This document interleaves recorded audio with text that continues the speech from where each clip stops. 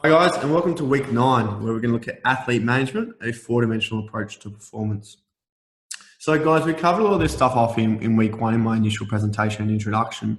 Basically what I want to go over today is just want to review the 4 dimensions of health, which we touched on then. We're going to look a little bit more about how it pertains to performance and how we look at it in our direct athletic group. We're going to have a quick discussion around how we can actually influence these as coaches. What's involved in managing the athletes, so a process approach to athlete management in regards to the 4 dimensions of health. And then I'm going to touch on recommended resources. And when we get to that, guys, I really highly recommend that you do get stuck into this stuff. This is a topic that, as coaches, we aren't really required to necessarily be experts in, but it's definitely the difference I notice between sort of coaches that just get by and earn an hourly wage and coaches that thrive in the industry. It's really the ones that are willing to go down that path of social intelligence and emotional intelligence and develop these qualities that really help separate them in the coaching field. So as I spoke about in week 1, guys, how we classify the dimensions of health is that we look at physical, emotional, social, and psychological as our 4 main pillars to health. And whilst there might be some other variations to this that look at social, environmental, and economical health as well. From my experience and my upbringing, my exposure through my coaching evolution is that I've really honed in on these 4 key concepts about influencing performance.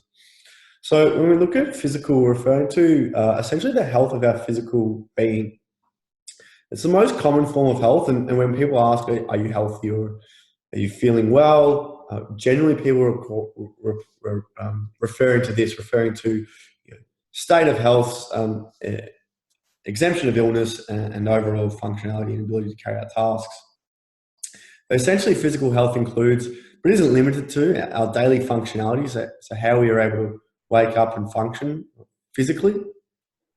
It looks at our performance and movement capacities. So when we start to look at sporting groups and athletic groups, we're specifically interested in how we move. Our immunity and resistance to illness or disease, as well as the energy of our body and its physiological systems and to what extent they're operating in. So our physical health will either improve if these elements and qualities are enhanced, and should these be influenced negatively, then we would start to suggest our physical health is negative. So emotional, we're looking at health of our emotional state and well-being. It's particularly overlooked in athletic and sporting populations. It's generally a cultural thing in that we're very accustomed to hard work and resilience and not necessarily showing emotion, especially negative emotion. And so it's something that we don't really delve into.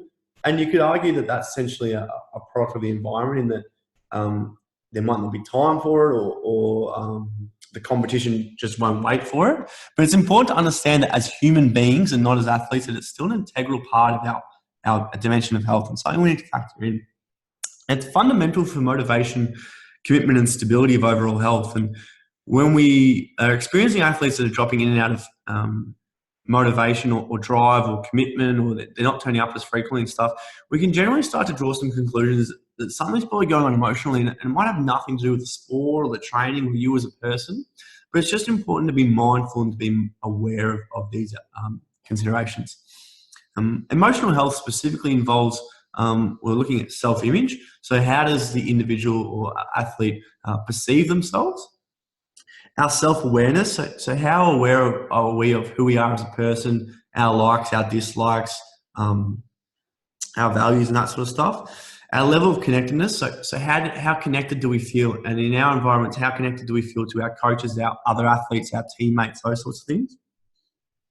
An overall sense of an awareness of our purpose on earth, and it might not be that extent, but what is our purpose in playing our sport or our athletic pursuits? And what are our value systems? And that's a really important one to understand. If we develop conflict with other people, which is sort of branching on the social side, can actually stem from emotionally what our value system consists of, what are our beliefs, fundamental belief concepts.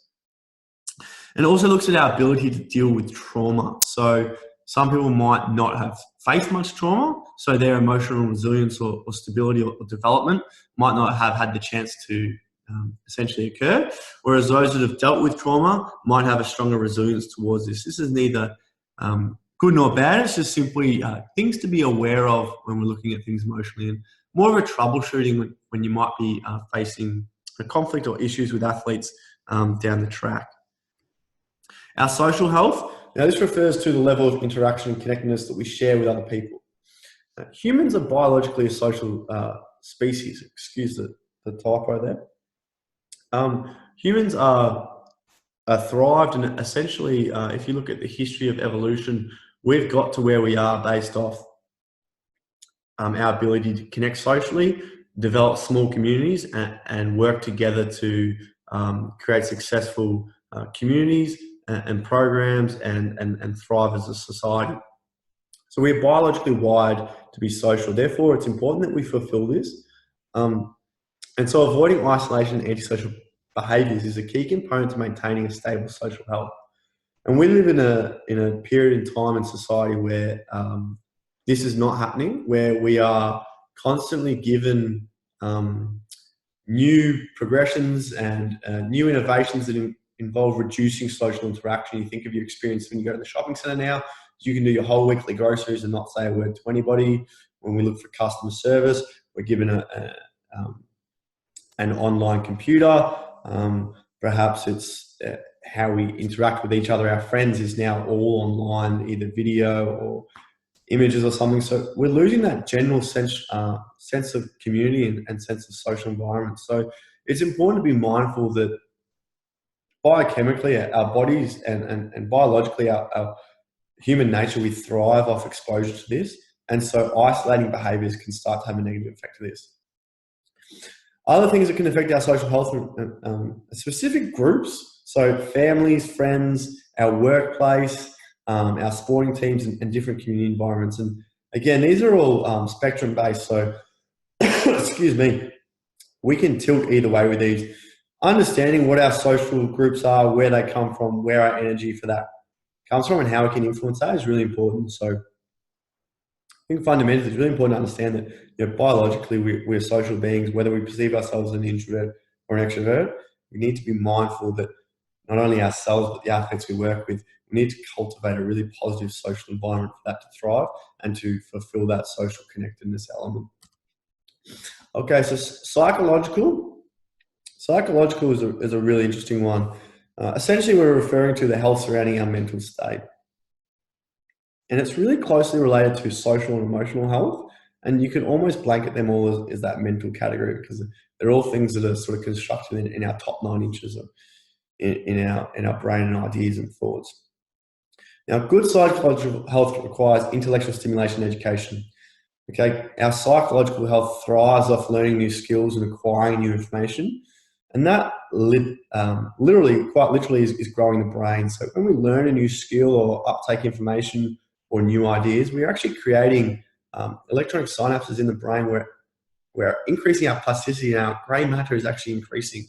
And so we're physiologically changing the structure of the brain based off these thoughts and conceptualizations and new skills.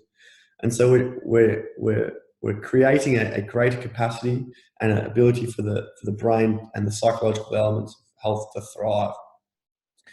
It's greatly influenced by all dimensions of health, and it has the capacity to overpower all other dimensions.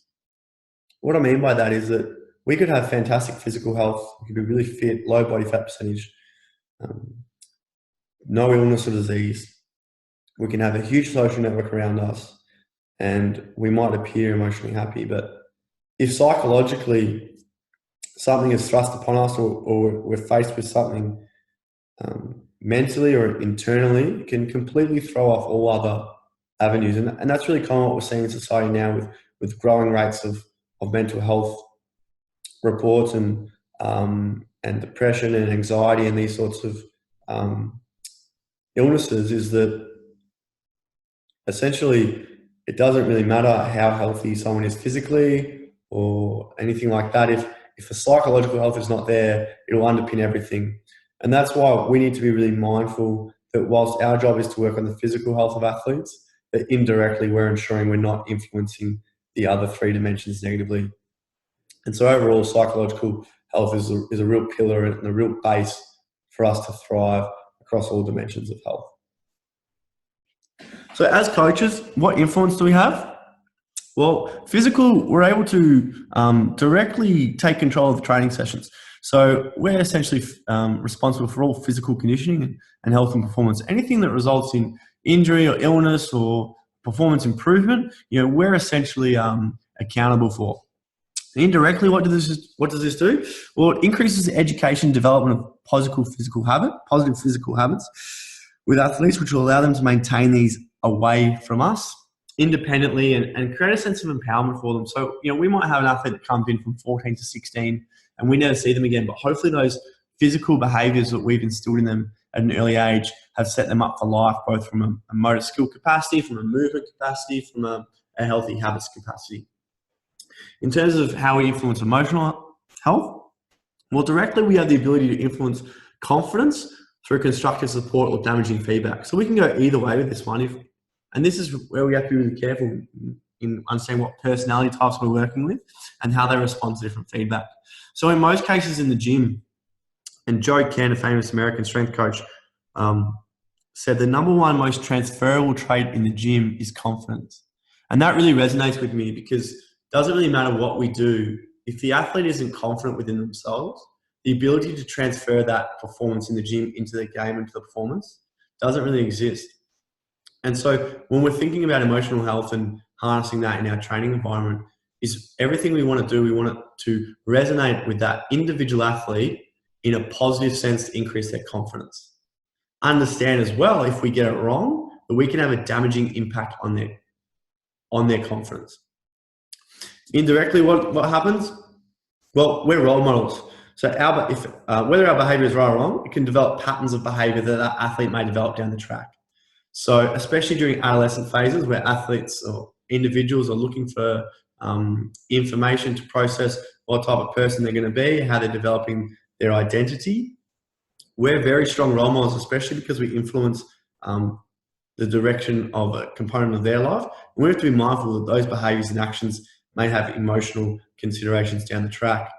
Not a huge thing, but it's just a mindful thing that we need to be considerate about how do we want to portray ourselves in that environment. Understand that our behaviors can be taken from those around us. Done well can be a really, really effective way to set people up, develop really good qualities in terms of resilience, dealing with trauma and stress, handling pressure, all those really strong qualities.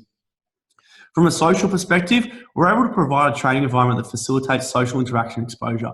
That's why I'm a really big advocate of having small group training, because it allows me to still facilitate the task of getting individual development and correctiveness, whilst also giving them an opportunity to thrive in a social environment with different athletes, like-minded people. Now, indirectly, what comes of this? Well, potentially giving the people to develop friendships and relationships. You've got people with a natural common interest and a familiarity with behaviours and traits. So you're bringing like-minded people into the same environment. Naturally, that's going to blossom some really nice relationships.